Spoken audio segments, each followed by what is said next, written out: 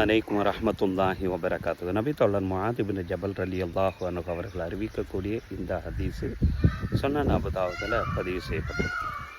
அன்ன ரசூலுல்லாஹி ஸல்லல்லாஹு அலைஹி வஸல்லம் அஹத பியதிஹி, நபிகள் நாயகம் ஸல்லல்லாஹு அலைஹி வஸல்லம் அவர்கள் முஆதுனுடைய கையை பிடிச்சிட்டு, யா முஆத், முஆதே, வல்லாஹி அல்லாஹின் மீது ஆணையாக, இன்னி லஉஹிப்புக, உன்னை எனக்கு ரொம்ப பிடிக்கும்பா.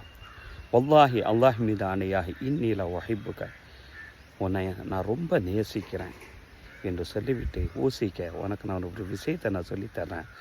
லா ததா அன்ன, விட்டுவிடாத, ஃபி துபர குல்லி சலா, ஒவ்வொரு தொழுகைக்கு பின்னாலும் அதை கேட்குறத நீ விட்டு விடாத, சரியா என்று கேட்டுவிட்டு ஒரு துவாவை சொல்லி கொடுக்குறாங்க நபி ஸல்லல்லாஹு அலைஹி வஸல்லம் அவர்கள்.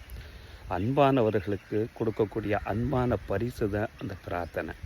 அது என்ன துவா தெரியுமா? அல்லாஹும்ம இறைவா, ஐன்னி ஹலா திக்ரிக்க, உன்னை நினைவு கூறுவதற்கு எனக்கு நீ உதவி செய்வாயாக.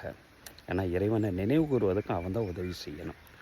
ஓ ஷுக்குரிக்க, நீ கொடுத்த நியாமத்துக்கு நன்றி செலுத்துவதற்கும் நீ உதவி செய்வாயாக.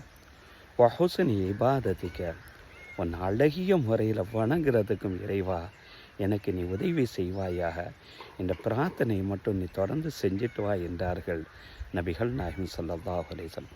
உண்மையிலே அன்பான பரிசு இதுதாங்க.